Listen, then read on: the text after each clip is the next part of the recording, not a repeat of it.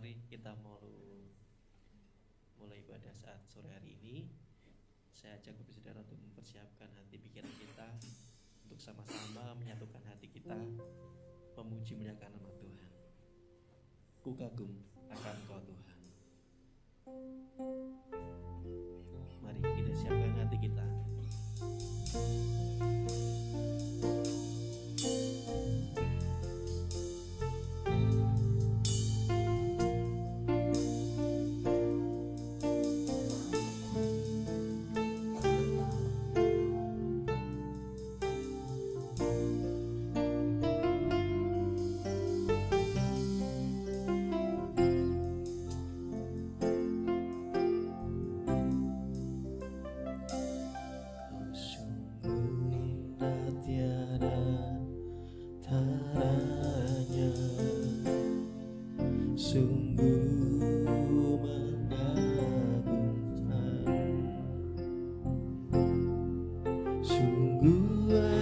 Untuk dimengerti lebih dari semua ada hikmatmu, tiada terselami kasihmu dalam tak terduga.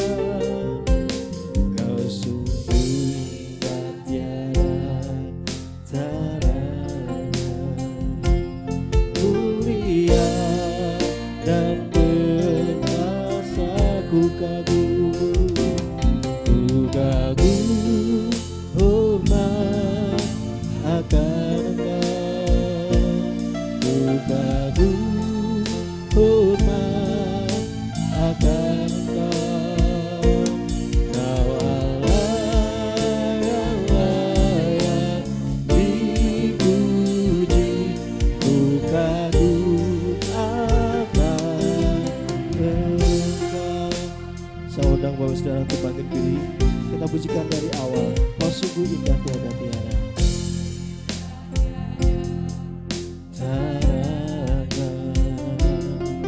Sungguh menakjubkan, sungguh ajaib untuk dimengerti, lebih dari semua yang ada hikmatmu, ya kasihmu dalam tak terduga. Kau sungguh indah tiada taranya mulia, oh dan berkuasa. Ku kagum akan Engkau, ku kagum akan Engkau. Kau Allah yang layak dipuji, ku kagum akan Engkau, ku kagum. Ya Tuhan, ya Yesus, ini pernyataan kami Bapa. Akan Engkau, Allah yang layak dipuji, ku kagum akan Engkau, ku kagum. Ya Yesus, ya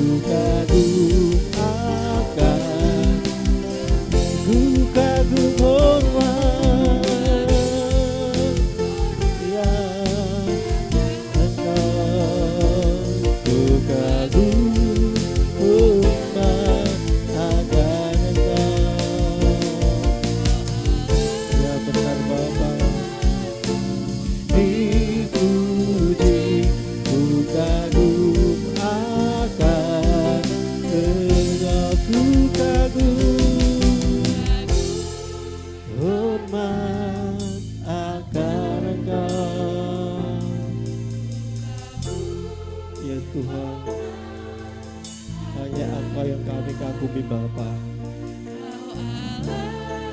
yang layak dipuji. Ku kagum akan Engkau, ku kagum akan Engkau, ku kagum akan Engkau. Kau Allah yang layak dipuji. Ku kagum akan Engkau, ku kagum akan Engkau, ku kagum akan Engkau. Sungguh Tuhan, kami sungguh kagum akan Engkau ya aku. Mari kita sembahlah, kita syukur. Haleluya. Syukur kami kagum Engkau. Syukur.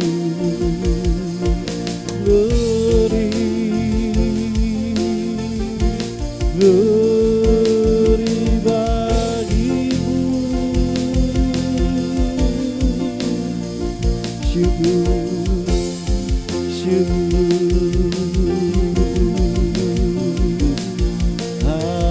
Haleluya. Syukur bagimu. Kami bersyukur ya Allahku. Syukur.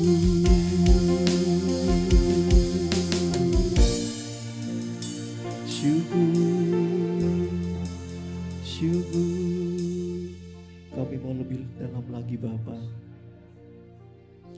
lebih dalam lagi masuk ke hadirat-Mu Bapa. Syukur Bapa. Syukur Yesus.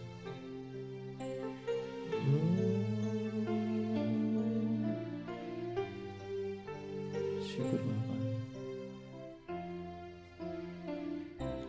Lebih dalam lagi ku rindu Kau Tuhan, lebih dari segala yang ada. Lebih dalam lagi ku cinta Kau Yesus, ku mengasihi. Lebih dalam lagi,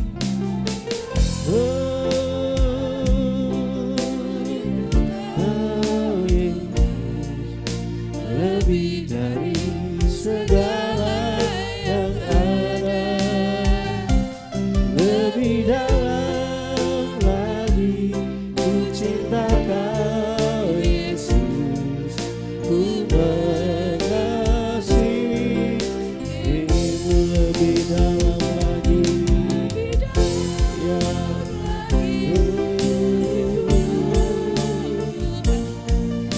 lebih dari segala yang ada.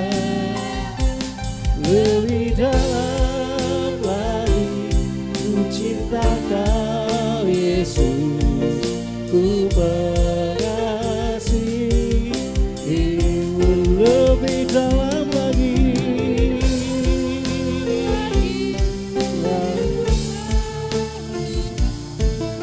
lebih dari segala yang ada. Lebih dalam lagi ku cinta Kau Yesus, ku mengasihi.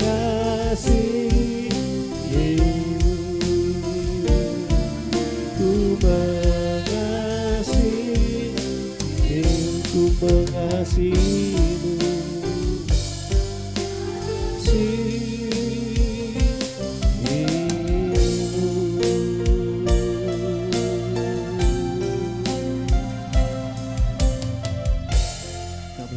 Tuhan, saat sore hari ini Bapa, Tuhan izinkan kami untuk bersekutu, untuk berbakti, untuk memuji muliakan nama Bapa. Bapa Surgawi, kami rindu Tuhan, Tuhan ada di tengah-tengah kami, menjamah setiap hati kami, melawat setiap kami Bapa. Bapa Surgawi, kami serahkan ibadah ini dari awal, pertengahan, hingga akhirnya Bapa, ke dalam nama-Mu Yesus. Hanya di dalam nama Tuhan Yesus Kristus, kami akan mulai ibadah sore hari ini.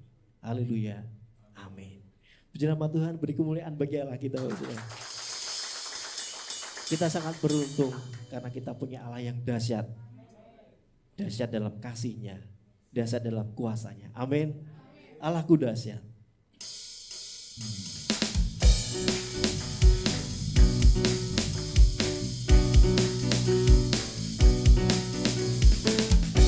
Dari utara ke selatan, terdengar hujan bagi Allah. Dari barat sampai ke timur, nama Yesus disanjung tinggi. Dari pulau-pulau, lembah-lembah, gunung-gunung yang tinggi, kemuliaannya disaksikan, kemuliaannya disaksikan, kebesarannya diceritakan. Yesus, Yesus, nama Yesus, nama Yesus disanjung tinggi. Dari pulau-pulau, lembah-lembah, gunung-gunung yang tinggi. Allah-Ku dahsyat berkuasa, seluruh bumi sujud menyembah. Tinggikan nama-Mu, Allah-Ku dahsyat berkuasa, seluruh bumi sujud menyembah. Tinggikan nama-Mu.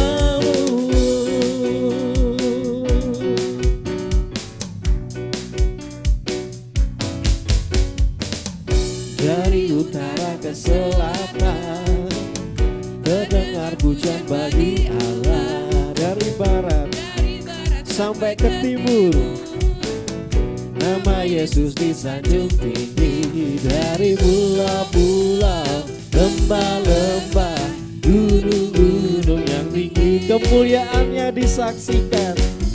Amin. Kemuliaannya disaksikan, kebesarannya diceritakan.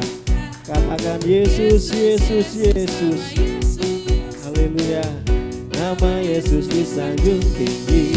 Dari pulau-pulau, lembah-lembah, gunung-gunung yang tinggi. Sama-sama. Allah-Ku dahsyat berkuasa, seluruh bumi sujud menyembah. Tinggikan nama-Mu, Allah-Ku dahsyat berkuasa, seluruh bumi sujud menyembah. Tinggikan nama-Mu, Allah, ya amin. Seluruh bumi sujud menyembah. Tinggikan nama-Mu, Allah-Ku dahsyat berkuasa, seluruh bumi sujud menyembah. Tinggikan nama-Mu, oh. Tinggikan nama-Mu, oh. Tinggikan nama-Mu, oh. Beri kemuliaan bagi Allah kita. Allah kita dahsyat. Amin. Dan Allah kita Yesus Kristus sungguh Tuhan yang baik. Amin. Tuhan Yesus baik. Tiada berkesudahan kasih-Mu Tuhan.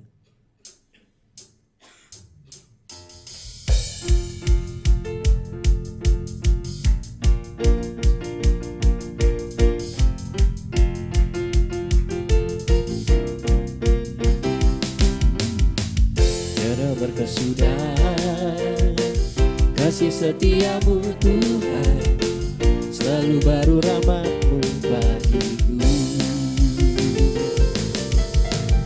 Hari berganti hari, tetap kulihat kasih-Mu, tak pernah berakhir di hidupku. Tuhan Yesus baik. Amin. Sungguh amat baik untuk selama-lamanya. Tuhan Yesus baik, Tuhan Yesus baik. Haleluya. Katakan dengan iman, katakan dengan ucapan syukur. Banyak Tuhan Yesus baik. berkesudahan. Kasih setiamu Tuhan, selalu baru rahmat-Mu bagiku. Hari berganti hari, amin. Puji Tuhan. Tuhan Yesus baik. Oh oh oh, haleluya. Namanya Tuhan Yesus baik, Tuhan Yesus baik. Oh oh oh, yeah yeah.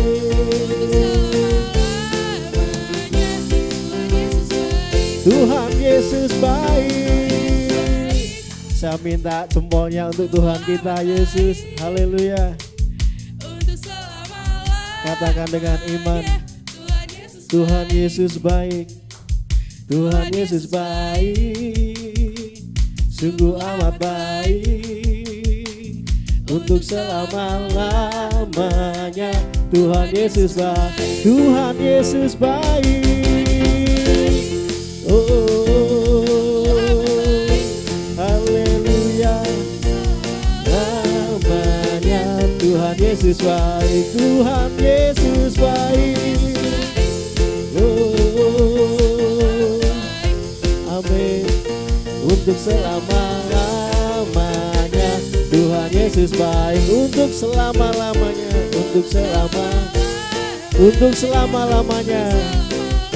Sekali lagi katakan, untuk selama-lamanya Tuhan Yesus baik. Amin. Haleluya. Tuhan Yesus baik bagi Bapak Ibu Saudara dan buat saya. Haleluya. Kita mau siapkan hati kita untuk menerima taburan firman Tuhan, kebenaran firman Tuhan. Kita pujikan satu pujian, ajarku mengenalmu.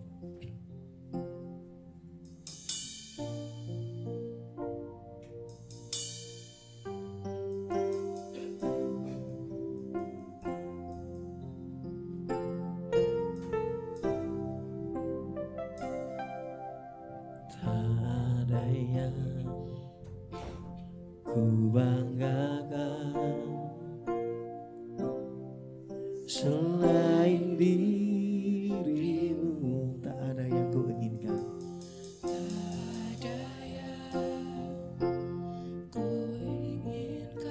Hanyalah Engkau, hanyalah Engkau.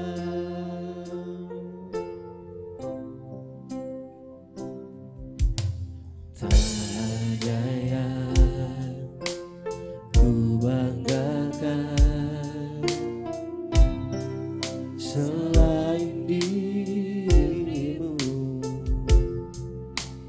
tak ada yang ku inginkan. Hanyalah Engkau.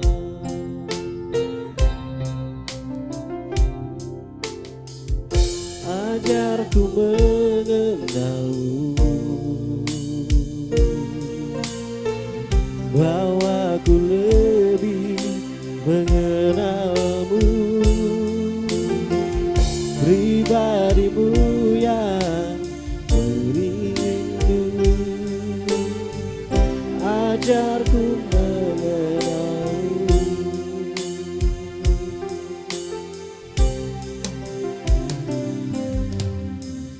ada yang ku banggakan selain dirimu, tak ada yang ku inginkan. Hanyalah Engkau, hanyalah Engkau. Ajarku mengenalmu,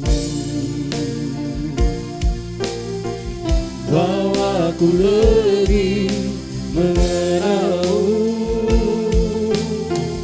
pribadimu yang ku rindu. Ajarku mengenalmu, ajarku mengenalmu, ajarku mengenalmu, bahwa ku lebih mengenalmu, pribadimu yang ku rindu, ajarku mengenalmu.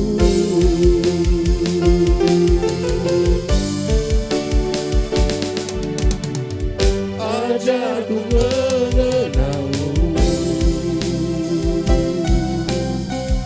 bahwa ku lebih mengenalmu, pribadimu yang ku rindu, ajarku mengenalmu, ajarku mengenalmu. Waktu kamu serahkan pada Tuhan,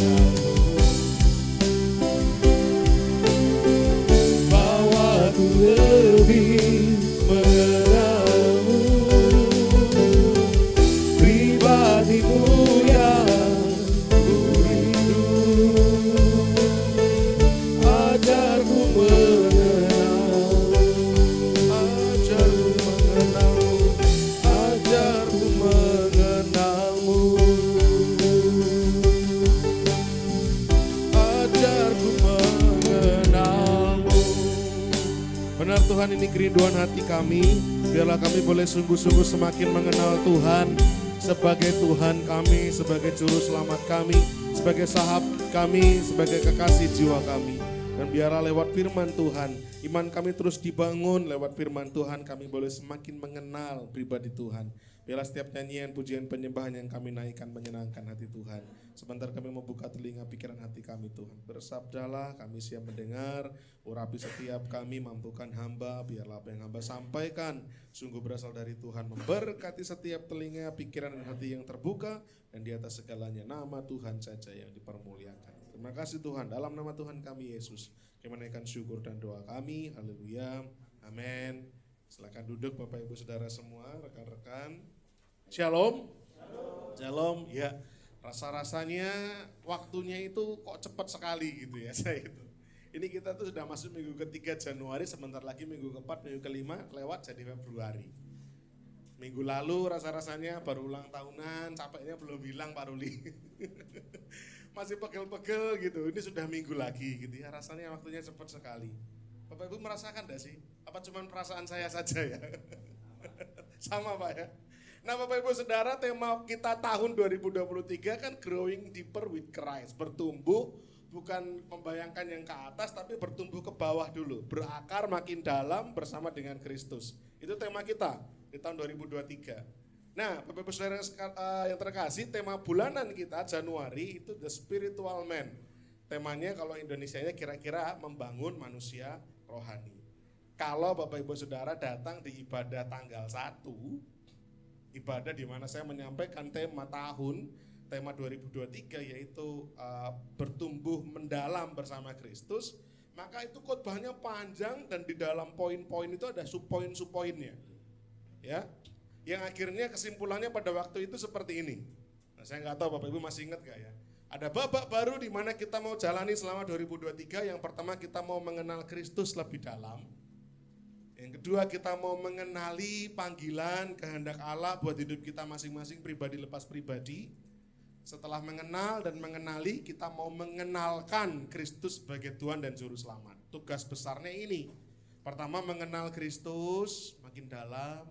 Bukan cuma tahu Yesus itu Tuhan dan Juru Selamat saya, tapi betul-betul kenal, ngerti artinya gitu ya. Lalu setelah mengenal Kristus, mengenali apa? Panggilan atau kehendak Tuhan. Karena saya percaya semua orang percaya itu dipanggil sama Tuhan. Saya percaya itu.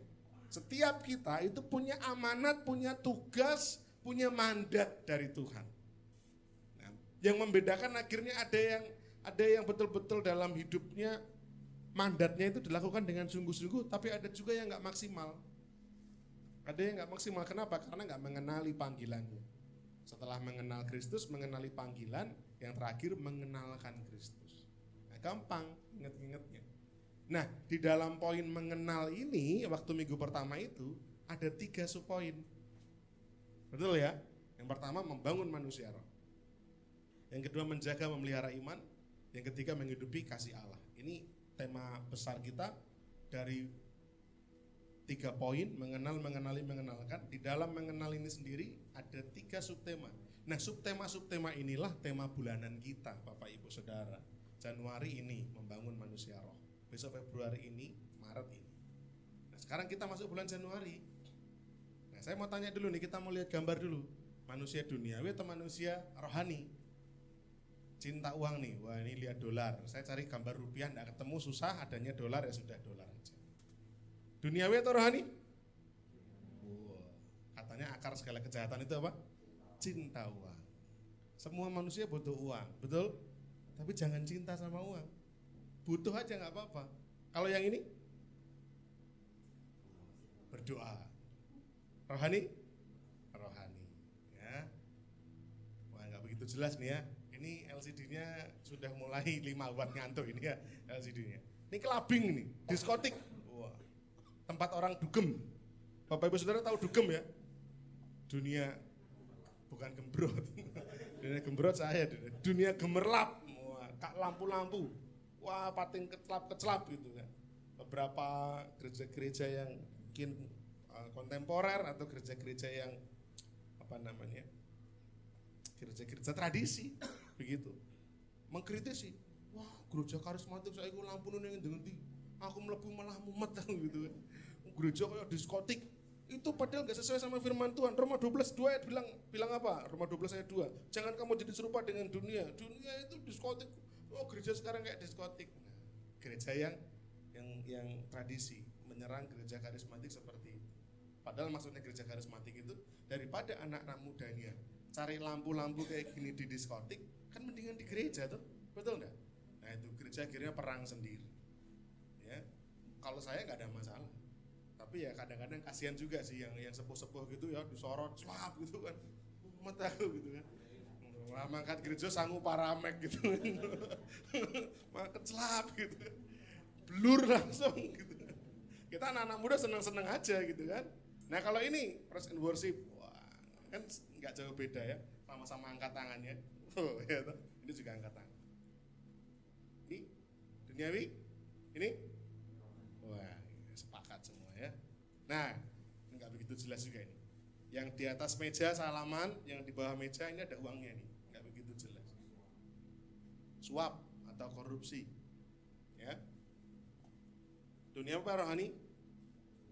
Duniawi. Kalau ini memberi. Duniawi rohani? Rohani. Nah, ini ibu-ibu ini biasanya nih. Ya. Jeng jeng jeng, wah kalau intronya udah jeng jeng jeng, wah itu jeng jeng jeng, ngerti ora gitu kan. Padahal lu ngerti, ada orang ngerti gitu kan. Ben gayeng gitu kan, ngerti ora jeng. Ternyata tanggone anyar dhewe iki jeng.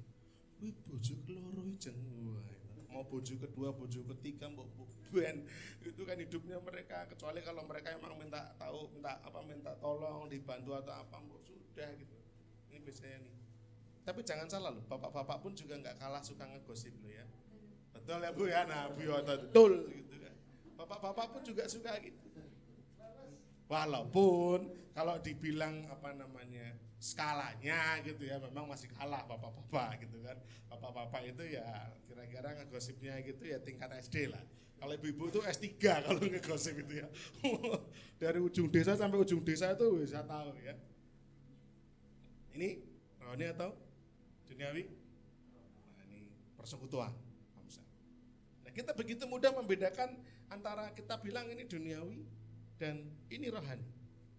Tapi benarkah sederhana itu pengertian rohani dan duniawi? Benarkah sesederhana ini pengertian manusia duniawi dan manusia rohani? Kalau pengertiannya seperti ini, sesederhana ini, wah kita rohani semua dong. Saya tidak cinta uang, puji Tuhan. Enggak pernah kelabing, enggak pernah saya. Bapak Ibu boleh percaya sama saya, enggak juga enggak apa-apa. Saya minum minuman keras itu enggak pernah. Pusing Pak saya, Pak. Serius. Mau disuruh minum dikit pun minum apa nyium aromanya aja itu kayak lem tikus saya bilang gitu kan. Aromanya kayak gini. Enggak apa-apa Mas, ini bagus menghangatkan badan. Wah, enggak bisa. saya minum Fanta mubeng gitu. Ya. Nah, ini kita begitu mudah bilang ini tuh duniawi, yang ini rohani. Kalau seperti ini, sederhana ini, nah kita tuh masuk rohani semua berarti. Padahal apa benar demikian? 1 Korintus 3 1 sampai 4 ini ayat tema kita bulan Januari. Dituliskan Rasul Paulus kepada jemaat di Korintus, saya baca. Ya, Bapak Ibu Saudara semua baik-baik. Dan aku, yaitu Paulus. Saudara-saudara, pada waktu itu tidak dapat berbicara dengan kamu seperti dengan manusia rohani, tetapi hanya dengan manusia duniawi yang belum dewasa dalam Kristus. Susulah yang kuberikan kepadamu, bukan makanan keras, sebab kamu belum dapat menerimanya. Dan sekarang pun kamu belum dapat menerimanya, karena kamu masih manusia duniawi. Sebab jika di antara kamu ada iri hati dan perselisihan, bukankah hal itu menunjukkan bahwa kamu manusia duniawi dan bahwa kamu hidup secara manusiawi? Karena jika yang seorang berkata aku dari golongan Paulus dan yang lain berkata aku dari golongan Apolos, bukankah hal itu menunjukkan bahwa kamu masih manusia duniawi yang bukan rohani? Nah, sebelum kita akan bongkar ayat ini, saya mau cerita. Jemaat Korintus, Bapak Ibu. Kota Korintus pada waktu itu tuh kota metropolitan, kota besar. Kalau sekarang kota besar di Indonesia itu kira-kira ya Jakarta metropolitan, Surabaya, ya. Di kota-kota besar, kelebihannya apa kalau kota besar? Keunggulan kota besar, fasilitas komplit, maju, ekonomi maju, putaran uang besar apa kecil? Gede, kota besar. Tapi jangan salah, di kota besar juga ada kekurangannya. Kekurangannya apa? Kejahatan tinggi, moralitas parah. Betul nggak? Kota besar, gitu. Ngeri kalau di kota-kota besar. Kejahatan itu rasa-rasanya pemandangan yang umum, biasa-biasa saja. Nah, sama halnya di Korintus. Korintus itu kota metropolitan, kota besar. Di sana pendidikannya maju. Jemaat Korintus pada waktu itu intelektualnya tinggi. Ekonominya, jangan ditanya, kaya-kaya. Tapi pelitnya bukan main. Medit banget Korintus itu, medit bukan main. Bahkan sampai Rasul Paulus itu memperingatkan, kamu Korintus, kamu kaya dalam segala sesuatu, kaya dalam berbagai macam hal. Tetapi kamu kalah sama jemaat Makedonia. Jemaat Makedonia itu miskin tapi kaya dalam memberi. Ditegur sampai kayak gitu. Harusnya kamu belajar dari jemaat Makedonia, miskin tapi kaya dalam kasih. Jemaat Korintus kaya tapi miskin dalam kasih. Ditegur. Nah, tapi saya nggak ngobrolin itu dulu. Nah, jemaat Korintus, kota Korintus dulu, saya nggak bahas jemaat dulu. Kota Korintus itu metropolitan, kejahatannya tinggi, moralitasnya parah. Percabulan, perzinahan terjadi luar biasa, ngeri. Nah, tapi yang ditulis oleh Rasul Paulus ini, surat ini ditujukan kan bukan untuk orang di luar gereja toh. Surat Korintus ini kan ditujukan Rasul Paulus kepada jemaat Tuhan di Korintus. Maksudnya apa? Jadi yang dimaksudkan manusia duniawi ini bukan yang di luar jemaat loh. Bukan yang tadi saya bilang perzinahan, percabulan, moralitasnya bejat, kejahatan di mana-mana. Itu juga bahaya, tapi yang dibahas Rasul Paulus bukan itu. Bukan. Yang dibahas Rasul Paulus ini yang di dalam gereja. Aku pada waktu itu tidak dapat berbicara dengan kamu seperti dengan manusia rohani, tetapi hanya dengan manusia duniawi yang belum dewasa dalam Kristus. Loh, berarti kepada jemaat Tuhan, bukan kepada orang di luar sana, di kota Korintus yang memang bejat, bukan kepada penduduk Korintus pada umumnya. Surat ini ditujukan kepada jemaat Tuhan di Korintus. Jadi maksud saya apa? Maksud saya gini loh Bapak Ibu. Ini jelas duniawi, tapi ini pun belum tentu rohani. Jangan-jangan yang seperti ini ternyata juga duniawi. Karena disorot sama Rasul Paulus, kamu dulu waktu aku datang, aku bicara bukan seperti manusia rohani, tapi dengan manusia duniawi. Dan ketika Rasul Paulus datang lagi, dikatakan apa? Bukan sebab kamu belum dapat menerimanya, dan sekarang pun kamu belum dapat menerimanya. Ada perubahan enggak berarti? Gak ada. Ngeri ya. Apa pengenalan sama Kristusnya rendah, Udah jemaat Tuhan loh ini, udah orang percaya sama Yesus, tapi manusia duniawi yang belum dewasa. Belum dewasa dalam Kristus. Bahkan setelah Rasul Paulus ada jangka waktu, ke situ lagi dikatakan dalam suratnya, bahkan kamu sekarang pun belum dapat menerimanya. Ngeri. Sekali lagi saya mau katakan, pengertian manusia duniawi tidak sesederhana ini. Yang ini duniawi, tapi yang ini pun belum tentu rohani. Jadi kita mau belajar malam hari ini, ya. Orang Kristen yang sudah lama jadi Kristen pun tidak lalu langsung berarti orang yang dewasa rohani. Bisa jadi masih terjebak sebagai manusia duniawi. Bisa jadi kita sudah belasan tahun ikut Yesus tapi masih duniawi. Bisa jadi kita sudah puluhan tahun ikut Yesus tapi masih duniawi.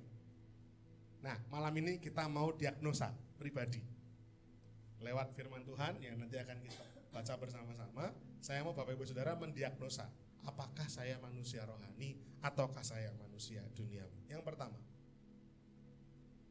manusia duniawi itu manusia yang belum dewasa dalam Kristus. Dalam ayatnya 1 Korintus 3 ayat 1 dikatakan, dan aku saudara-saudara pada waktu itu tidak dapat berbicara dengan kamu seperti dengan manusia rohani, tetapi hanya dengan manusia duniawi. Yaitu apa? Yang belum dewasa dalam Kristus. Manusia duniawi itu belum dewasa. Badannya besar, tangannya kecil. Tirek gitu. Badannya besar, tangannya kecil. Badannya sudah besar, usia sudah tua, tapi main-mainnya gitu, naik ke atas troli belanja. Orang bilang, oh cah cilik, kekanak-kanakan. Tapi jangan-jangan kita juga orang Kristen kanak-kanak.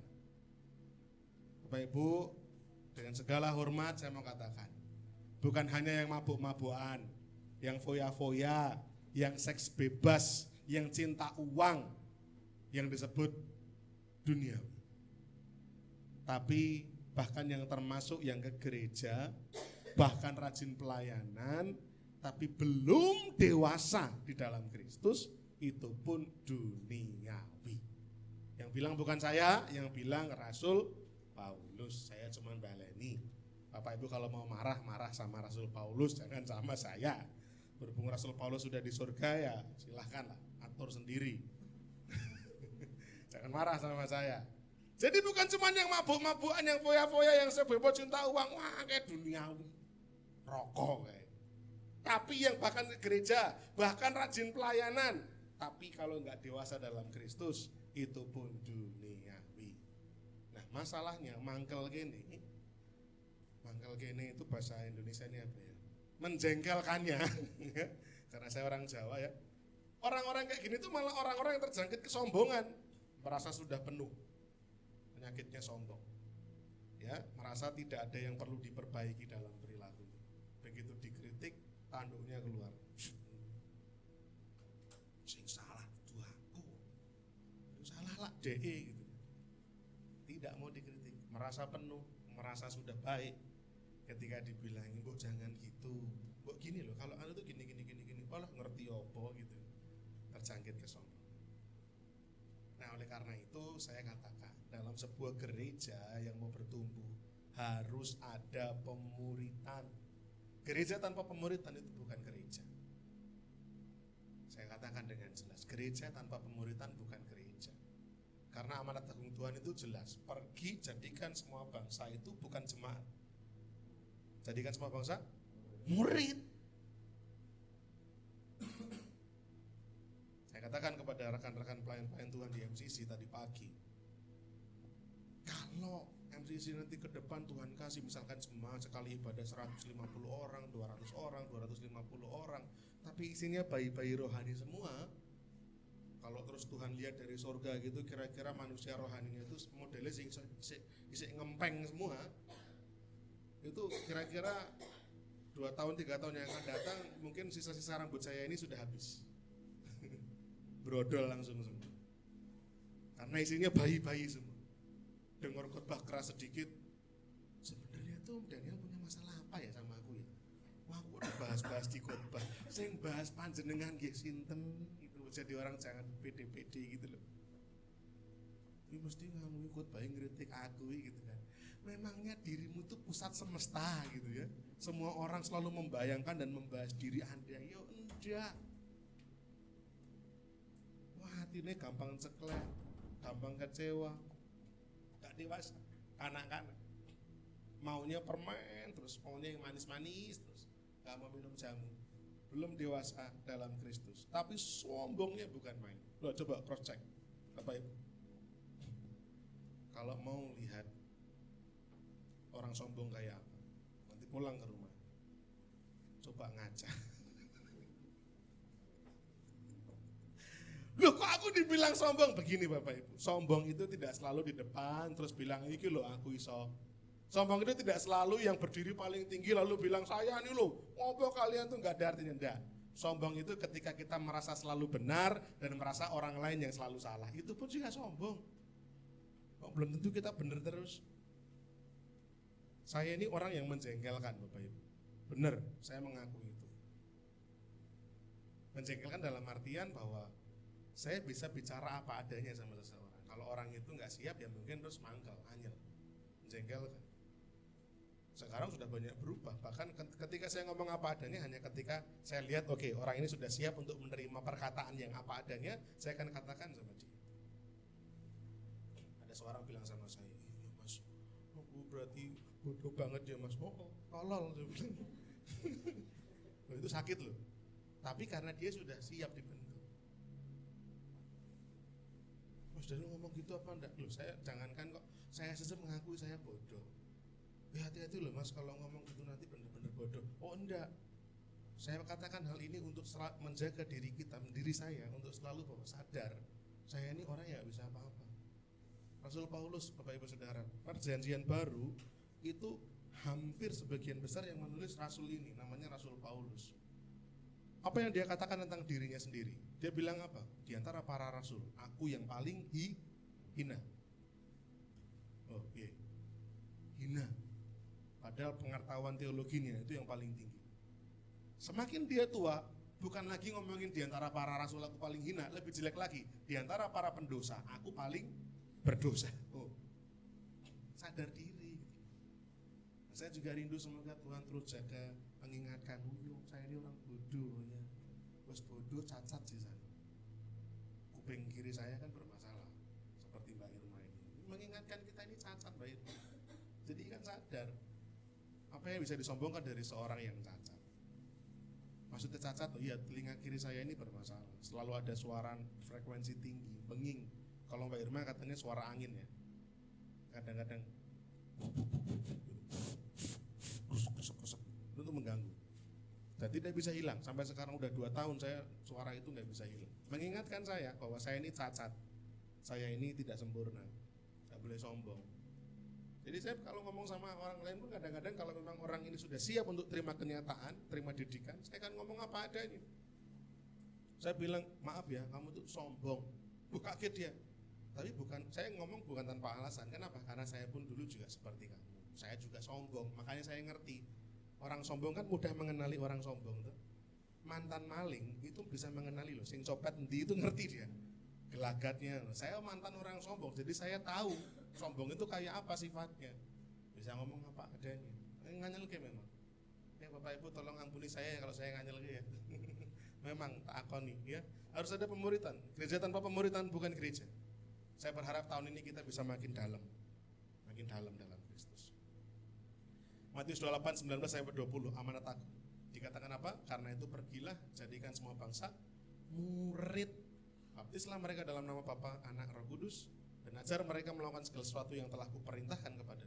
Dan ketahuilah, aku menyertai kamu senantiasa sampai kepada akhir zaman. Nah orang Kristen sukanya ayat ini aja dipotong. Ini ayat yang ini dipotong. Tuhan kita menyertai kita senantiasa sampai pada akhir zaman. Yes. Yang di atas nggak mau dibaca, nggak mau pergi, nggak mau memuridkan, nggak mau berjuang untuk membawa orang dibaptis, nggak mau mengajar orang melakukan segala sesuatu yang diperintahkan Tuhan pada kita, nggak mau. Maunya apa? Disertai sampai akhir zaman. Kok pinter gitu kan? Sing penak-penak gelem, sing susah-susah biar diurus sama para hamba-hamba Tuhan itu. Sanese ampun kula gitu kan. Ya enggak bisa. Kalau kita mau bertumbuh makin dalam, kita harus jadi murid Bapak Ibu Saudara. Yang kedua, yang pertama tadi manusia duniawi apa? Belum dewasa. Kanak-kanak. Badannya boleh kawak-kawak, tapi pikirannya, imannya, kerohaniannya kanak-kanak. Di luar sana, di sini tidak ada. Tapi malam ini yang di luar datang ke sini ya. Jadi sebagian ada di sini. Hati-hati Bapak Ibu. Yang kedua, manusia duniawi itu hanya mau susu. Tidak mau makanan keras. Anak saya itu kalau mau minum susu, tutu. Dia belum bisa bilang susu. Tutu. Gitu. Maunya cuma susu. Gak mau makanan yang keras. Ini manusia duniawi. Susulah yang kuberikan kepadamu, bukanlah makanan keras, sebab kamu belum dapat menerimanya. Dan sekarang pun kamu belum dapat menerimanya. Ayat yang kedua. Kanak-kanakannya gak sembuh-sembuh. Minggu pertama saya sudah ingatkan, yang namanya pertumbuhan itu bukan sesuatu yang luar biasa. Pertumbuhan itu bukan sesuatu yang spektakuler. Pertumbuhan itu hal yang wajar. Ada anak bayi merangkak, berangkang, tiba-tiba mulai tetah, tiba-tiba jalan terus lari, itu wajar. Tidak ada yang luar biasa dalam hal ini wajar. Ini berarti sehat. Yang enggak sehat ketika tidak ada pertumbuhan, tidak ada perubahan. Ini enggak wajar, enggak sehat. Nyala? Lah kenapa Bapak Ibu Saudara betah-betah saja menjadi tidak wajar? Kenapa kita semua diam-diam saja, santai-santai saja, tidak mengalami pertumbuhan? Tahun 2000 kita biasa-biasa saja. Tahun 2005 ya gitu-gitu aja. 2010 gitu-gitu aja. Sekarang udah 2023, kok ya aku gini-gini aja imanku. Pertumbuhan kok ya gini-gini aja. Itu tidak wajar namanya, tidak sehat. Hari ini makanan kita agak keras ya, jadi mari kita siapkan perut kita ya. Susu terus yang dicari, nggak mau makanan-makanan keras. Tuh, anak kecil, hanya anak kecil yang terus minum susu. Masih minum susu, artinya apa? Rentan terluka, gampang kecewa. Telinganya itu tertutup untuk pengajaran, teguran, nasihat, kritik, masukan, dan lain sebagainya. Kalau khotbahnya mulai yang keras-keras kayak gini, umumnya respon pertama ini, dudu aku. Kayak mesti sikai gitu. Atau respon kedua, mesti memang iki sengaja. Mesti ki aku. Duwe masalah apa to Mas Daniel karo aku? Nah, padahal respon yang baik harusnya, oh iya Tuhan, saya harus berubah. Ketika ditegur, harusnya bersyukur karena masih dididik, masih didisiplin. Tapi orang-orang yang terus minumnya susu, telinganya tertutup untuk pengajaran, teguran. Kalau ditegur selalu bilangnya dibenci. Kenapa ya orang-orang gereja benci sama saya? Lu enggak. Bapak Ibu gini, kalau Bapak Ibu Saudara tinggal dan hidup dalam gereja yang sehat, jiwa-jiwa baru itu selalu dirangkul. Jiwa-jiwa baru itu selalu menerima perlakuan yang baik, yang lembut, pengajaran yang masih lunak. Tapi ketika kita sudah bertumbuh lama, dan kita terus dikasih makanan yang manis dan susu yang lunak-lunak ini terus, harusnya kita tanda tanya. Enggak, saya maunya bertumbuh. Kenapa saya nggak pernah ditegur ya? Kenapa saya nggak pernah didisiplin ya? Kenapa saya nggak pernah salah? Perasaan kok saya benar terus? Nah, hati-hati. Yang namanya bertumbuh harusnya berproses, belajar. Dan belajar itu paling gampang belajar dari kesalahan, karena menimbulkan rasa kapok. Oh, kalau saya naik sepeda, belajar naik sepeda itu ngebut, saya jatuh, kaki saya luka, berdarah, perih, sembuhnya lama. Oh, berarti bisa harus hati-hati. Unsur kapok ini. Ketika kita dalam kekristenan rasa-rasanya kok aku nggak pernah ya ngalami fase-fase seperti itu. Mungkin selama ini ketika Tuhan mau mengajar, menegur, menasihati, mengkritik, memberi masukan, kita tutup telinga kita. Sehingga kita gitu-gitu aja. Nah, anehnya seperti yang tadi merasa sombong, nah, sama juga orang-orang yang minumnya susu terus ini selalu merasa hebat, nggak mau terima masukan. Kenapa orang nggak mau terima masukan? Karena merasa sudah bisa, bahkan mungkin malah merasa lebih bisa, lebih hebat. Orang-orang yang rendah hati itu selalu siap menerima segala masukan, kritik, teguran, bahkan hajaran. Harus siap dikritik. harus siap ditegur, diajar. Harus. Ketika kita ditegur enak gak tuh? Bu Yoto ketika ditegur itu sakit gak sih? Enak gak sih? Ditegur apa dulu? Umumnya apapun tegurannya, yang namanya dididik ditegur nggak enak. Mau itu masalahnya bener apa nggak bener, tetap namanya teguran itu nggak enak. Bahkan kalaupun kita tahu kita salah, kita ditegur, tetap ketika menerima teguran itu nggak enak. Nggak enak, ditegur itu nggak enak. Makanya Rasul Petrus bilang ketika teguran itu datang, didikan itu datang, memang dia mendatangkan duka cita. Tapi ketika nanti semua sudah selesai tiba, itu akan mendatangkan sukacita. Kenapa? Ketika teguran ini kita respon dengan baik, ada sesuatu yang berubah dalam hidup kita jadi bersukacita karena hidup kita jadi makin baik, makin baik. Hati-hati, kalau kita menutup telinga kita untuk teguran, nanti gak ada orang yang negur kita, gak ada orang yang didik kita jalan terus lempeng aja, makin lama makin kencang, makin lama makin kencang, tahu-tahu udah masuk got. Tahu-tahu udah jatuh. Oleh karena itu kita harus bersedia ditegur. Di dalam pemuritan tidak hanya pendalaman Alkitab, pemuritan pun juga menolong kita untuk menerima teguran dan pengajaran. Saya itu ya sedih-sedih gerantes gitu. Saya share di grup mengenai pemuritan, khususnya untuk level pemimpin, koordinator komisi, dan rekan-rekan yang rindu terlibat dalam jenjang pastoral. Silahkan mendaftar pemuritan. Sampai sekarang yang daftar 3.000 orang Bapak Ibu. 3.000 orang yang daftar. Kayak Petrus berkhotbah tuh 3.000 orang. Nuling glundung kata Pak Daniel. Cuma 3 orang yang daftar. Ini keadaan gereja, bukan cuma di LCC, di mana-mana juga sama. Ibadah boleh rajin, tapi ketika diajak pemuritan nggak mau, nggak siap. Kenapa? Egonya tinggi. Kenapa? Sombong rohani. Karena takut ketika dimuridkan maka akan mengalami yang namanya dikletek, mulai dioncei yang nggak benar, mulai dipangkas. Apa kata Tuhan Yesus dalam hal pokok anggur? Yang tidak berbuah dipotongnya, tapi yang berbuah dibersihkannya. Kata dibersihkan itu sebenarnya sama juga dipangkas artinya.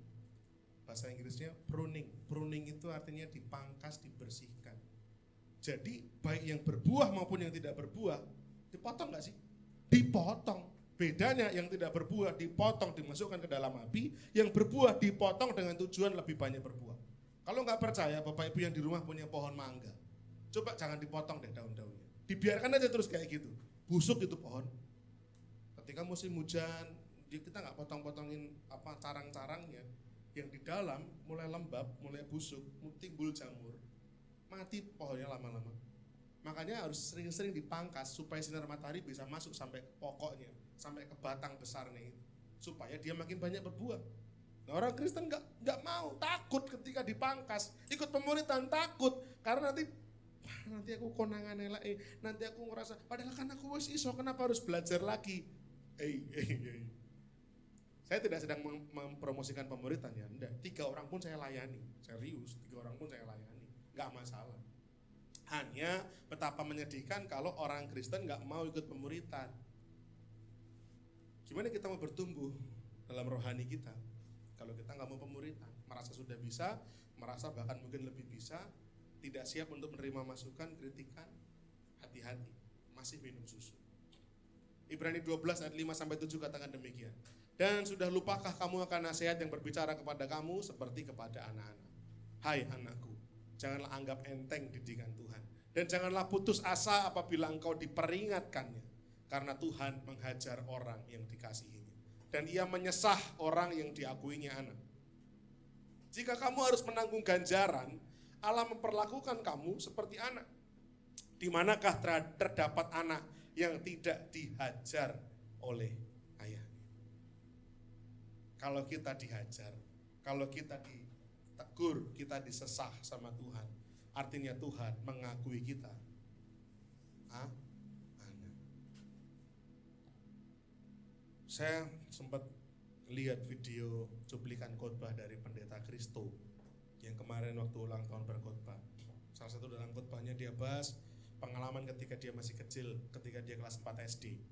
Dia dengan teman-teman sekelasnya bikin ulah di kelas, bikin rame, masalah pokoknya, nakal, kecilnya dia nakal.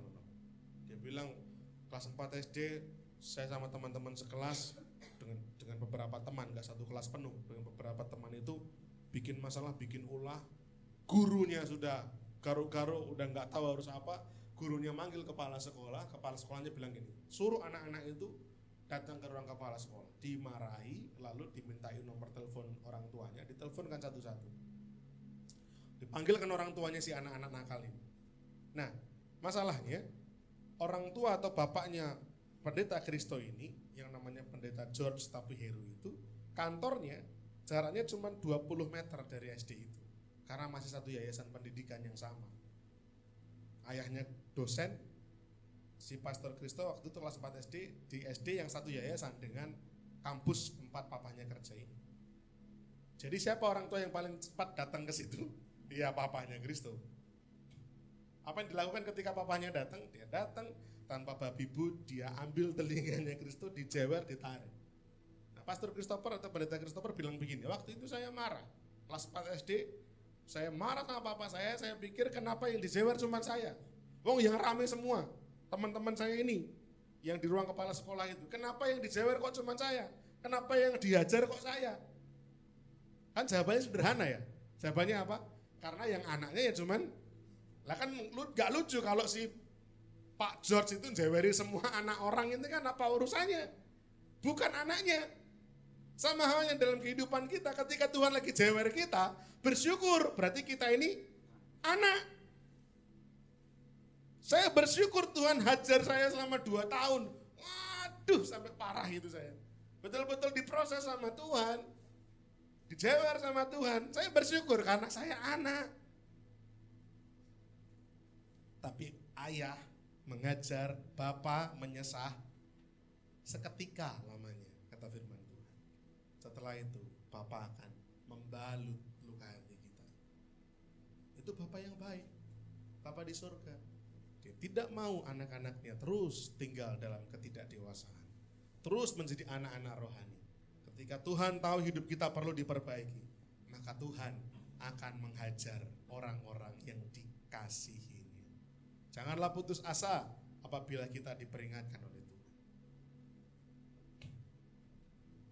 Tuhan mendidik dan mendisiplinkan orang-orang yang dianggapnya anak. Karena itu kalau kita dididik, didisiplin, bersyukurlah. Berarti kita ini anak. Bersyukur. Yang ketiga, yang pertama tadi manusia duniawi apa? Belum dewasa. Yang kedua, manusia duniawi itu minumnya susu, tidak mau yang keras-keras. Yang ketiga, manusia duniawi itu terjebak iri hati dan perselisihan. Ayatnya, ayat 3 dan ayat 4. Karena kamu masih manusia duniawi, sebab jika di antara kamu ada iri hati dan perselisihan, bukankah hal itu menunjukkan bahwa kamu manusia duniawi dan bahwa kamu hidup secara manusiawi? Karena jika yang seorang berkata, aku dari golongan Paulus, dan yang lain berkata, aku dari golongan Apolos, bukankah hal itu menunjukkan bahwa kamu manusia duniawi yang bukan rohani, iri hati, perselisihan? Di pasal yang pertama, tadi ini kan pasal ketiga. Di pasal pertama itu Rasul Paulus sudah memberikan gambaran masalah yang terjadi di jemaat Tuhan di Korintus. Masalahnya apa? Dikatakan nih, ya, saya baca langsung yang di sini aja. Aku telah diberitahukan oleh orang-orang dari keluarga Chloe tentang kamu. Kamu ini siapa? Jemaat Korintus. Apa yang diberitahukan kepada Paulus? Bahwa ada perselisihan di antara kamu. Perselisihannya apa? Yang aku maksudkan ialah bahwa kamu masing-masing berkata aku dari golongan Paulus, atau aku dari golongan Apolos, atau aku dari golongan Kefas, atau aku dari golongan Kristus. Masalah, perpecahan. Masalah, perselisihan, pertikaian, masalah. Jemaat Korintus yang mendirikan siapa? Yang pertama kali mendirikan Paulus. Setelah itu Paulus meninggal karena harus menginjil. Yang meneruskan siapa? Apolos. Nah, Apolos ini Bapak Ibu Saudara, Apolos ini orangnya karismatik sekali. Dia juga pinter. Dia juga menguasai perjanjian lama. Kalau Bapak Ibu Saudara baca kisah para rasul, Apolos itu menguasai perjanjian lama, hukum Taurat juga dengan sama baiknya seperti Paulus. Bahkan menurut sejarah gereja, Apolos ini kalau dalam hal komunikasi publik, dalam hal ngomong, jauh lebih berkarisma daripada Paulus. Tapi kalau dalam hal pendalaman Alkitab, Paulus nomor 1. Dalam pendalaman perjanjian lama, pendalaman pengertian firman Tuhan, Paulus hebat. Makanya surat-suratnya luar biasa. Tapi Apolos itu komunikator yang ulung, hebat. Nah, jemaat di Korintus, gereja Tuhan di Korintus, sebagian bilang aku pro Paulus, kan dia pendiri, penggagas, perintis. Wah, aku pro Paulus. Sebagian bilang apa Paulus? Dia memilih untuk menginjil dan meninggalkan kita. Aku golongannya Apolos lah. Gak kalah hebat, bahkan dia orator yang ulung, dia komunikator yang hebat, pro Apolos dong. Apolos gitu kan. Gak kalah pintar sama Paulus. Ada golongan di luar itu yang dia bilang gini, apa Paulus, apa Apolos? Apa mereka berdua pernah langsung bertatap muka makan ikan bareng sama Tuhan Yesus? Belum pernah. Kefas loh. Kefas muridnya Tuhan. Siapa Kefas? Simon Petrus. Aku golongan Kefas, golongan Petrus. Petrus itu sempat 3,5 tahun sama Tuhan Yesus, mancing bareng, guyon bareng, camping bareng. Bener kan? Camping kan? Ya kan? Bahkan berjalan di atas air. Wow, para hebat Petrus. Aku nih golongan Petrus. Ada yang merasa jauh lebih rohani dari mereka semua. Aku ora Paulus, ora Apolos, ora Kefas, golongannya Kristus. Aku golongan Kristus. Menangan dewe wis pokoknya. Paulus kan cuma rasul, Apolos juga rasul, Petrus juga rasul. Nah, aku golongan Kristus. Semua pun keliru, salah. Kenapa? Berselisih. Di mana masih ada iri hati, masih ada perselisihan, maka di situ orang-orang duniawi, bukan orang-orang rohani. Hati-hati. Iri hati dan perselisihan. Iri hati itu ngeri Bapak Ibu. Bukan hal yang simpel. Kejahatan pertama, pembunuhan. Di latar belakangnya apa? Iri. Kain membunuh Habel. Persembahanku ora ditompoi. Piye? Habel diterima, ora terima aku. Dia rencanakan pembunuhan, dia bunuh adik ini. Maka Allah menjadi demikian marah kepada Kain. Tanah di mana darah adikmu tercurah, tanah itu berteriak kepadamu. Dramatis sekali bukan? Ngeri. Penyebabnya iri. Banyak gereja ada masalah. Kalau Bapak Ibu mau telusuri sampai ujung, biasanya problem terbesarnya adalah iri. Coba deh cek di gereja-gereja. Biasanya ini nek WL minggu pertama kok saya aku udah jadwal WL minggu keloro ya. Aku salah apa ya? Kok dia terus toh hari besar WL dia terus toh. Wah, mesti ono apa-apa, iri. Padahal enggak gitu juga. Main musik. Aku kok sekarang enggak pernah dijadwal sebulan cuma 1 kali. Penari, biasanya aku di tengah loh. Kok sekarang aku di pinggir. Wah, perkara-perkara sepele-sepele kayak gitu. Latar belakangnya iri. Belum kalau juga ngelihat berkat. Kok hidupnya dia kok baik-baik diberkati. Kok aku masih kayak gini ya, iri. Nah, iri hati itu ngeri, Bapak Ibu. Jangan sepelekan iri hati. Dari iri hati ini bisa menyebabkan roh perselisihan. Iblis itu tidak menyukai melihat anak-anak Tuhan bersatu. Iblis akan berusaha berupaya keras untuk mencari celah supaya terjadi perpecahan. Karena Mazmur bilang apa? Ketika orang saudara itu sehati bersatu, maka di sanalah berkat-berkat itu dicurahkan. Bak urapan di kepala harum, kejanggut, kejubah turun seperti embun dari Bukit Hermon ke Bukit Sion. Dicurahkan berkat di sana. Ketika ada kesatuan, iblis gak suka, berusaha dipecah. Jangan. Wah, ini gereja ini bahaya nih. Ini gereja bisa menjadi tempat di mana jiwa-jiwa mulai bertobat. Kita bikin rame aja, kita bikin seru aja. Bapak Ibu, Januari selesai ulang tahun gereja loh. Saya harus menghadapi 3 orang pelayan Tuhan di MCC yang harus tak bengkel Baru rampung ulang tahun gereja.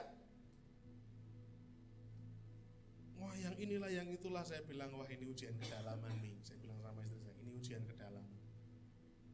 Baru ulang tahun gereja selesai, mulai muncul bibit-bibit perselisihan, perpecahan. Harus segera saya selesaikan. Dilalah, barengi sama jadwal saya kuliah. Seminggu kemarin saya full kuliah. Kalau saya punya rambut mungkin ya keriting rambut saya. Untungnya saya nggak punya rambut, aman terkendali. Tapi ke bawah dalam mimpi, Tuhan aku harus gimana Tuhan? Ini jemaat-jemaatmu perasaan udah besar-besar Tuhan. Aku harus ngomong apa adanya, harus gimana ini supaya jemaat Tuhan tetap bisa dewasa di dalam Kristus. Hati-hati, iblis paling suka bikin rame. Wah terlalu sepi. Ya. Harus kita ramaikan. Wah bikin pecah, bikin berselisih.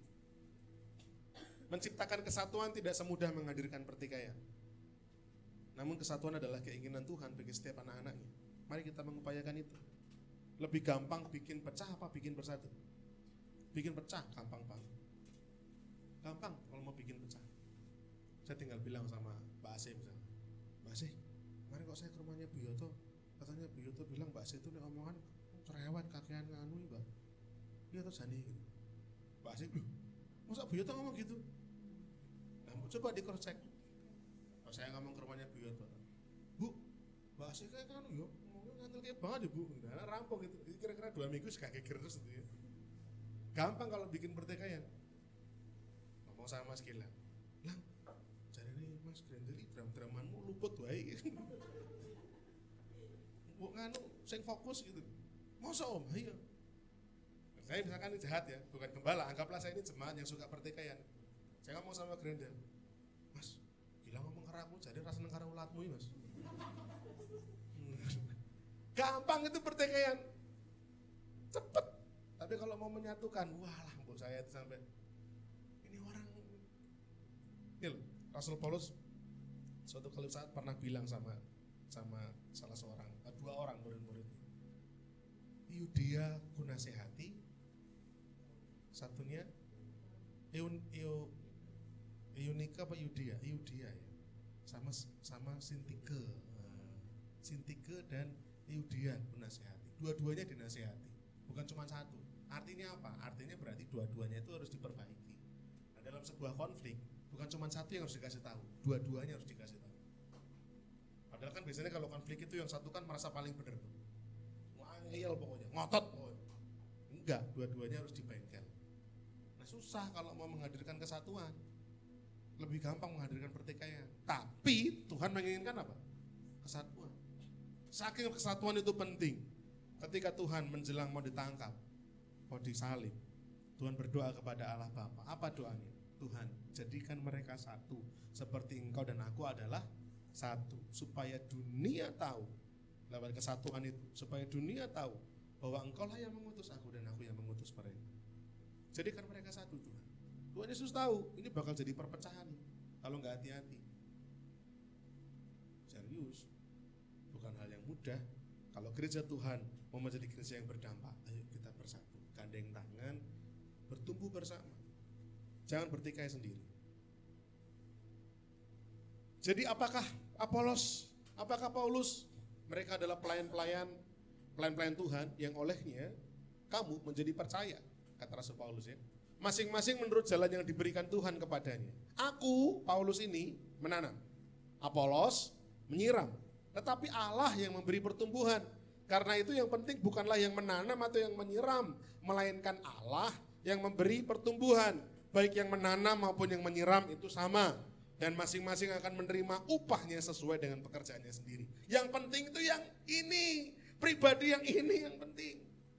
Bukan saya, bukan Mas Lili, sopo sih WL-nya, sopo sih gembalane, sopo sih ngedram. Enggak, itu enggak ada artinya semua. Yang penting adalah Allah, karena Allah yang memberi pertumbuhan. Jadi enggak usahlah kita rame-rame, kita berselisih. Kenapa ya gereja kita ada satu orang itu? Kalau enggak ada satu orang itu kan gereja kita damai. Belum tentu. Belum tentu, orang itu enggak ada, masih ada yang lain yang bisa bikin rusuh, yang bisa bikin rame, yang bermasalah. Semua kita ini bisa berpotensi menimbulkan perselisihan. Oleh karena itu kita harus sadar, Setiap kita ini sama di mata Tuhan. Masing-masing akan menerima upah sesuai dengan pekerjaannya kita. Tuhanlah yang terutama karena Dia yang memberi pertumbuhan. Bapak Ibu, mohon maaf saya tidak bermaksud sok-sokan. Saya tidak peduli yang datang di MCC. Kemarin misalkan yang datang, wah yang datang banyak ya om. Gini, saya tuh gak peduli, saya malah takut. Ketakutan saya kalau misalkan Tuhan izinkan pertambahan terus ada sampai jumlah ratusan, isinya bayi semua, isinya ngempeng semua, dikotbahi keras mutung, dikotbahi keras update status gitu kan, ora paten, brodol saya kalau kayak gitu tuh. Lebih baik mari kita 50 orang, 40 orang tapi semuanya bermental Paulus, bermental Petrus, bermental Daud, bermental Musa. Itu lebih keren lebih daripada 200 orang ngempeng kabeh Mas Grendel.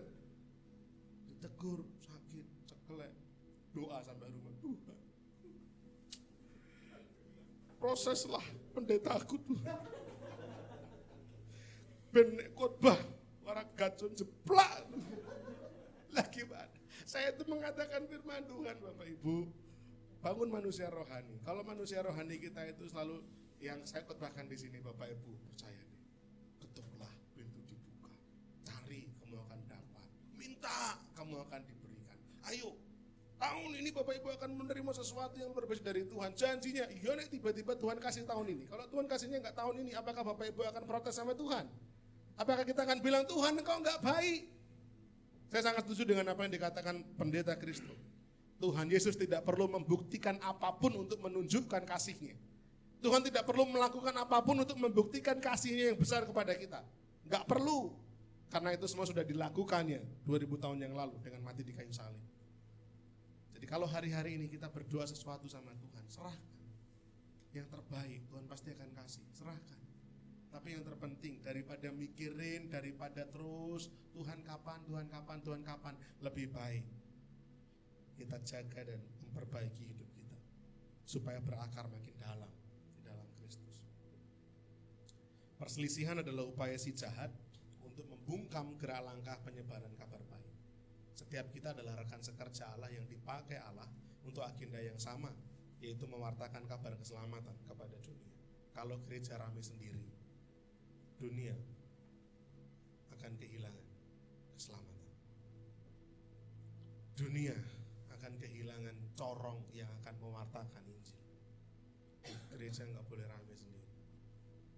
Monggo masing-masing gereja dengan stylenya, dengan teologianya, dengan doktrinnya berjuang masing-masing, silahkan. Jangan perang sendiri. Kalau gereja perang sendiri, gimana Injil mau disebarluaskan?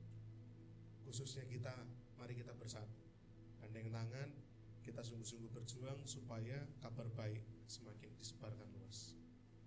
Sehingga kita mau membangun manusia rohani, gimana caranya? Balikan dari manusia duniawi. Dengan menyadari ciri-ciri manusia duniawi, kita belajar supaya jangan sampai yang dunia tadi kita lakukan. Lalu gimana? Manusia rohani, kebalikannya. Yang satu, dewasa. Yuk kita jadi yang dewasa dalam Kristus. Jangan kanak-kanakan Bapak Ibu. Jangan sidik-sidik mutung, dikit-dikit mutung, dikit-dikit mutung kok dikit-dikit. Nah, itu kan pelawak zaman dulu kayak gitu. Ya. Dikit-dikit marah, marah kok dikit-dikit. Nah, janganlah. Ya. Jangan gampang mutungan. Kalau kita ditegur, bersyukur. Kalau ada orang yang masih mau hajar kita, bersyukur. Siap dididik. Kalimat ini pendek, tapi gampang diingat. Yang anak pasti didisiplin. Betul? Yang anak pasti didisiplinkan. Yang bukan anak, karepe. Oh, itu anakku. Tapi karena ini anakku, aku harus mendidiknya, aku harus mendisiplinkannya. Tuhan akan mendisiplinkan kita karena kita anaknya. Yang terakhir, kita harus bersatu, sehati, supaya kabar baik semakin disebarkan luas. Ayo gandengan tangan, bersatu. Wis ora wayahe kontok-kontokan, ora wayahe Bapak Ibu. Sekarang kita bersatu, bergandeng tangan. Kemarin yang datang di ulang tahun MCC, ada yang dari GKI, ada yang dari GKJ, ada yang dari GPIB, dari berbagai macam rekan-rekan denominasi gereja. Mereka datang, mendukung, mensupport, bersyukur. Dan karena memang MCC itu kan metanoia connect community. Bagi yang belum tahu, connect-nya ini, saya akan tutup dengan hal ini saja. Connect community. Connect-nya ini ada 4 yang harus connect. Yang pertama encounter. Encounter itu apa? Jemaat connect sama Allah. Encounter, mengalami perjumpaan pribadi sama Allah. Encounter. Yang kedua empower. Empower itu apa? Jemaat dengan jemaat saling memberdayakan. Oh, Mas Gilang ini jualan cilok. Kita punya acara apa? Mas, aku nganu yo, pesan cilokmu yo. Berapa, Pak? Sak tronton. Wah, kan gayeng gitu kan. Sing ngetoti kan pegel.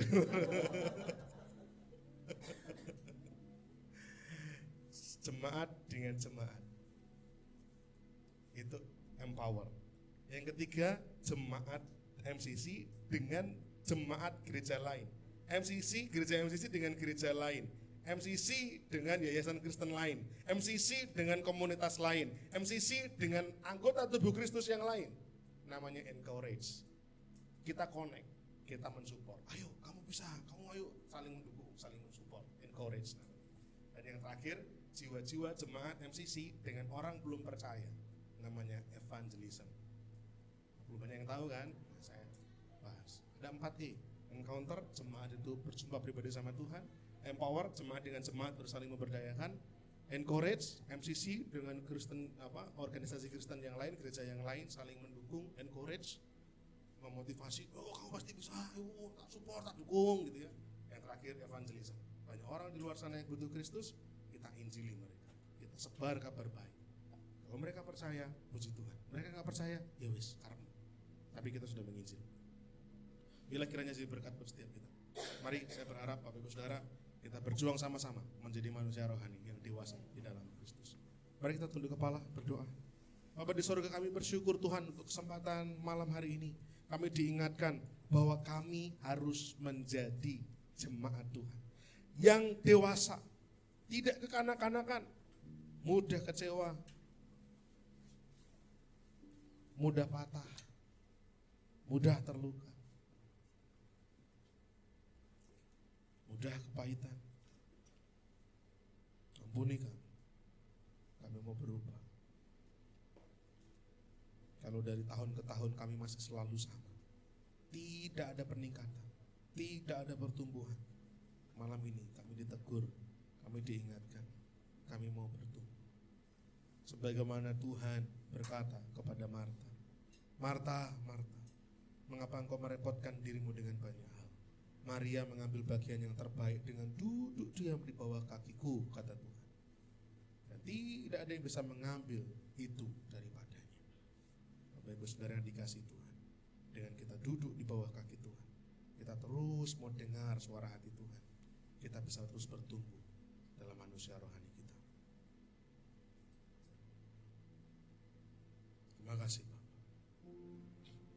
Saya undang Bapak Ibu Saudara untuk boleh menaruh tangan kiri di dada masing-masing dan taruh kanan kita angkat tinggi, arahkan kepada Tuhan.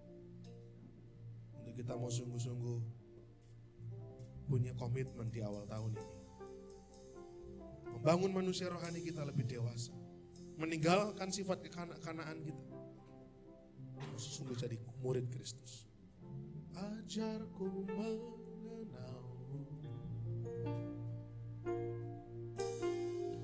bawaku lebih mengenalmu, pribadimu yang ku rindu. Ajarku mengenalmu. Mari katakan sekali lagi, ajarku mengenalmu, ajarku mengenalmu, bawaku lebih mengenalmu, pribadimu yang ku rindu. Ajarku saya undang kita bangkit berdiri bersama dan menyanyikan pujian ini. Ajarku mengenalmu, bawaku lebih mengenalmu,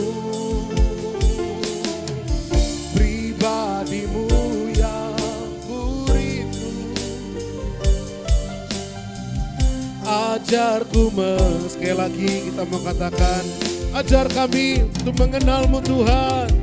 Ajarku mengenal-Mu. Haleluya. Yes. Bahwa aku lebih mengenal-Mu pribadi-Mu. Ku rindu, ajarku mengenal-Mu. Makasih Tuhan. Mari kita mau teguhkan firman Tuhan ini. Mari kita mau sungguh-sungguh punya komitmen di hadapan Tuhan untuk menjadi pribadi yang lebih dewasa dalam kerohanian kita. Semua dengan hormat Bapak Adi Grendel untuk boleh memimpin kita dalam doa peneguhan firman Tuhan.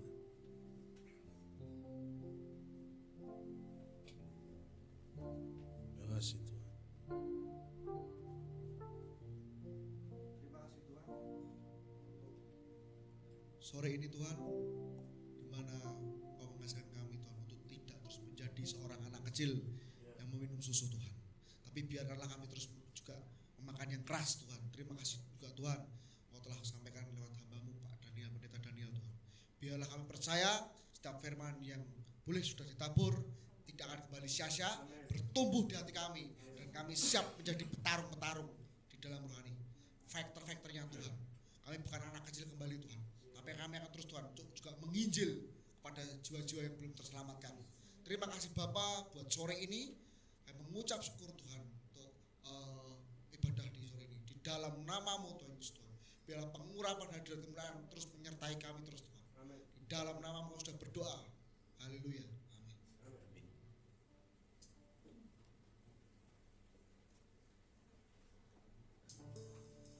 Tuhan, biarlah firman Tuhan di sore hari ini jadikan kita lebih semakin dewasa di dalam Kristus. Kita siapkan persembahan untuk Tuhan, kita berikan yang terbaik untuk Tuhan. Para pelayan kantong persembahan bisa mempersiapkan diri dan nanti akan dipimpin oleh Yulisa untuk berdoa. Mari kita berdoa. Terima kasih Tuhan Yesus untuk firman-Mu yang latih kami pada hari ini. Kiranya firman ini dapat bertumbuh di dalam hati dan pikiran kami dan dapat berbuah, sehingga orang-orang yang melihat kami dapat melihat kemuliaan Tuhan ada di dalam hidup kami. Tuhan, sebentar kami ingin memberikan sedikit dari apa yang kami miliki. Tuhan, memang tidak ada harganya jika dibandingkan dengan apa yang sudah Engkau berikan kepada kami. Tapi kiranya apa yang kami berikan ini dapat dipakai untuk kemuliaan nama Tuhan saja bagi gereja ini. Terima kasih Tuhan Yesus, hanya di dalam nama-Mu kami sudah berdoa dan mengucap syukur. Haleluya, amin. Amin. Kula tresna Yesus, jero-jero.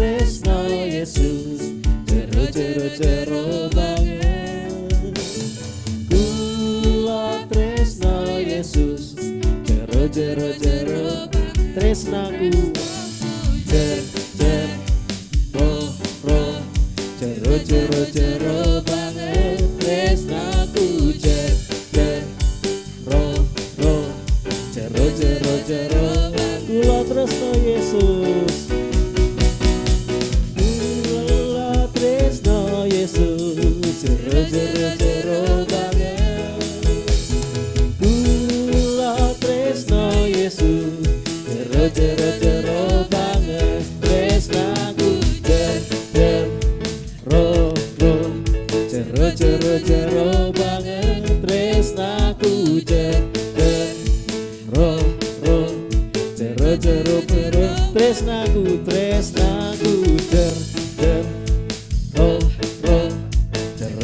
jero banget tresnaku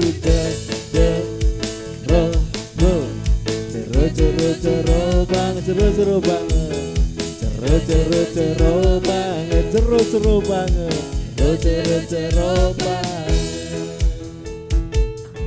puji nama Tuhan. Biarlah persembahan Bapak Ibu Saudara menjadi persembahan yang indah di hadapan Tuhan dan berguna untuk pelayanan di GKI MCC.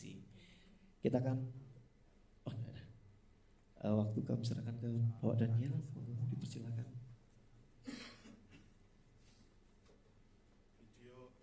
Video pengumumannya belum ada. Teman-teman masih belum sempat untuk syuting. Aktornya masih pada repot ya Mas Adus. Karena sinetronnya stripping Bapak Ibu. Luar kejar tayang Pak. Jadi aktor-aktornya ini bayarannya mahal Pak. Bayarannya bakso sama tadi jeruk anget. Nah, terus naku jeruk anget katanya. Teh anget piye itu ya. Nah, pengumuman pentingnya adalah minggu depan tidak ada ibadah raya pagi atau ibadah raya sorenya digabung jadi satu, tapi tempatnya sampai saat ini masih di Hotel Pop dulu. Kenapa demikian? Jadi begini ceritanya Bapak Ibu. Setelah pindah ke UKS, MCC tidak pernah mengundang tamu pembicara. Karena saya bingung mau pagi apa sore membicarakan tamunya. Kalau pagi tok nanti kasihan yang sore, kalau sore saja kasihan yang pagi, kalau pagi sore kasihan pembicaranya. Kan pembicara juga harus ke gereja toh. Kan mereka juga pendeta-pendeta dan gembala-gembala kan kasihan. Solusinya gimana? Harus digabung. Nah, kalau digabung kayaknya lebih amannya sore, jangan digabung ke pagi. Nah, digabungnya ke sore tapi untuk tempatnya. Nah, di sini ini yang ruangan ini dibandingin sama ruangan yang pop itu harganya selisihnya tidak jauh, tapi lebih besar yang di pop. Karena kan kalau digabung semua kurang lebih kalau datang semua 50-60 orang. Kalau masuk sini semua ya bisa ning susuan gitu kan. Jadi mau tidak mau akhirnya ke pop. Kemarin saya sempat diskusi dengan Pak Daniel, Pak yang dari selatan kalau ke pop gimana? Lumayan ya, lumayan. Saya pikir kan lewat Daleman, Bagi, Manang, Gentan, Pajang, Purwosari. Ya tapi tetap aja jauh itu gitu kan. Iya sih memang, saya juga bingung piye ya Tuhan gitu kan. Kalau digabung ke Vive Hotel sini cari ruangan yang lebih besar pasti rate-nya juga lebih mahal dari yang di pop. Saya bilang sudahlah berdoa aja dulu, tapi karena waktunya tinggal 1 minggu sementara di pop, tapi nanti kalau ada perubahan rencana kami akan kabari Bapak Ibu lewat grup. Ya gabungan sore saja jam 5. Yang pagi tidak ada, tapi besok minggu jam 8 pagi kita mau imlekkan sekalian kan pasti imlek tuh besok, sekalian kita ada rapat pleno. Beberapa orang akan mendapatkan undangan dari saya, tidak wajib tapi saya mohon dengan sangat untuk dapat hadir ya. Yang dapat undangan dari saya nanti memang ini tidak wajib tapi saya mohon sih dapat hadir untuk bisa bersama-sama merumuskan 1 tahun ke depan ini kita mau buat apa, program 1 tahun ya. Semua komisi anak, remaja, pemuda, wanita, komisi pria sementara belum ini ya, komisi wanita dulu, lalu oikos atau komsel, lalu program kerja 1 tahun dan pembentukan panitia retret paskah. Itu besok hari Minggu jam 8 pagi rapat plenonya di UKS. Jadi nanti yang akan mendapatkan undangan saya mohon kehadirannya untuk bisa hadir jam 8 pagi di UKS. Ya, tapi ibadahnya hanya sore. Lalu pengumuman berikutnya ibadah sekolah minggu yang tadinya pagi sekarang semua kembali ke sore, tapi jam 3 ya Mas Adris. Jadi orang-orang tua di sini kayak Mas Gilang punya anak kecil, sekolah minggunya bukan pagi sekarang, tapi sore jam 3. Kenapa? Karena yang pagi kayaknya agak kesulitan murid-muridnya untuk bisa berangkat sekolah minggu pagi. Lebih baik guru-gurunya yang mengalah, sekolah minggunya kembali lagi ke sore. Tidak ada pengumuman yang lain. Tepat 1 jam setengah kita sudah selesaikan ibadah kita. Ada tambahan pengumuman Pak Putri? Tidak ada, aman. Kita akan bangkit berdiri bersama. Monggo Bapak Ibu Pelaturi Jumendang Banten, kita mau berdoa untuk menutup ibadah kita malam hari ini. Kami bersyukur Tuhan untuk kesempatan indah kami boleh beribadah, memuji memuliakan nama Tuhan. Kami rindu hati Tuhan senang melihat Kami sudah mendengar firman Tuhan, Tuhan menegur mengingatkan kami agar kami tidak nyaman, kami tidak santai leha-leha, tapi kami mulai memperbaiki keadaan manusia rohani kami, agar kami tidak menjadi manusia duniawi, tapi menjadi manusia yang rohani, yang matang, yang dewasa dalam iman kami kepada Tuhan. Sehingga kami boleh terus bertumbuh menjadi pribadi yang sungguh-sungguh mengenal Allah kami dengan baik, yang mengenal dengan benar, akrab, hangat dengan Tuhan kami, Yesus Kristus. Terima kasih Tuhan. Berkati setiap jemaat yang sudah hadir, berkati dalam setiap pekerjaan tangan kami. Apapun yang kami perbuat, kiranya Tuhan buat berhasil, beruntung dalam setiap langkah pekerjaan tangan kami. Biarlah kiranya apapun yang kami lakukan mendatangkan berkat dan kemuliaan bagi nama Tuhan, juga menjadi berkat bagi orang-orang di sekeliling kami. Terima kasih Tuhan. Apabila di antara kami atau keluarga ada yang sakit, Tuhan kami berdoa di dalam nama Yesus, Tuhan beri kesembuhan. Dalam nama Yesus, oleh bilur-bilur Tuhan dipulihkan, disembuhkan setiap sel metabolisme dalam tubuhnya. Kami percaya Tuhan kami Jehovah Rafa, Allah yang menyembuhkan, Allah yang memulihkan, tabib di atas segala tabib, dokter di atas segala dokter, yang berbeban berat bergumul dalam permasalahan. Tuhan kami berdoa dalam nama Yesus, Tuhan beri kekuatan agar mampu melewati setiap permasalahan dengan baik, sampai selesai, sampai tuntas, sampai waktu yang terbaik di mana tangan Tuhan menolong, maka menjadi berkat kesaksian. Apa yang kami sudah lewati mampu mendatangkan hormat kemuliaan bagi nama Tuhan. Mampukan kami melewati setiap pergumulan kehidupan kami Tuhan. Biarlah tangan Tuhan yang kuat yang menopang kami. Kami juga berdoa untuk saudara-saudara seiman kami, jemaat Tuhan yang tidak hadir malam hari ini. Apapun yang menjadi permasalahan dan kendala mereka, kami berdoa di dalam nama Yesus, Tuhan tilik dan Tuhan lawat mereka, sehingga di kesempatan kemudian hari, di ibadah-ibadah berikutnya dapat datang kembali bersekutu, berkumpul bersama dengan kami, dan berkat-berkat daripada Tuhan juga menyertai mereka sebagaimana Tuhan memberkati kami. Sebentar kami mau pulang, kiranya penjagaan penyertaan Tuhan ada menyertai kami sampai rumah dengan selamat, dijauhkan dari mara bahaya kecelakaan, berkumpul dengan sanak saudara keluarga kami, dan kembalikan kami pada kesempatan-kesempatan ibadah yang akan datang. Rencana program kami selama seminggu ke depan, baik rapat pleno, baik nanti ibadah gabungan, ada pembicara tamu, kami serahkan ke dalam tangan Tuhan. Biarlah semua berjalan dengan baik. Kami rindu semakin banyak jiwa yang mengenal Engkau. Kami rindu setiap jemaat semakin bertumbuh dewasa dan matang di dalam Tuhan, sehingga jemaat ini, gereja ini bukan sekedar menjadi gereja yang hura-hura saja, tapi menjadi gereja yang sungguh-sungguh membawa kepada Tuhan murid-murid sejatinya Kristus. Terima kasih Tuhan. Sebentar akan pulang, biarlah kiranya Tuhan, berkat-berkat Tuhan ada menyertai kami. Jemaat Tuhan sekarang bukalah kedua tanganmu dan terimalah berkat-berkat Tuhan. Tuhan memberkati engkau dan melindungi engkau. Tuhan menyinari engkau dengan wajah-Nya dan memberi engkau kasih karunia. Tuhan menghadapkan wajah-Nya kepadamu dan memberi engkau damai sejahtera. Terimalah berkat-berkat daripada Allah Bapa, cinta kasih kemurahan kasih sayang daripada Tuhan Yesus Kristus, damai sejahtera dan persekutuan bersama dengan Allah Roh Kudus senantiasa menyertai setiap kita tanpa terkecuali, mulai malam ini sampai Tuhan datang kedua kalinya.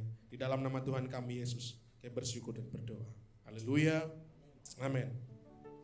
Bila engkau tak besertaku,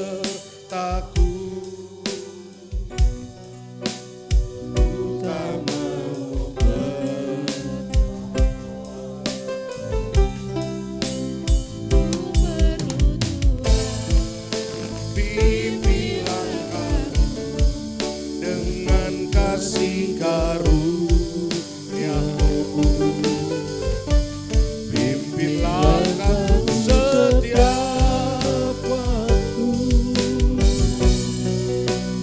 berjalan denganmu, nyatakan Tuhan kemuliaan-Mu, dan berjalanlah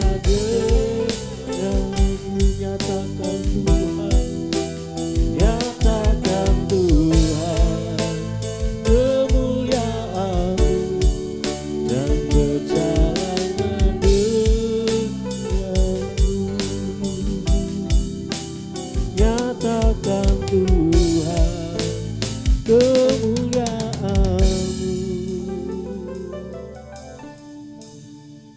dan berjalanlah denganmu.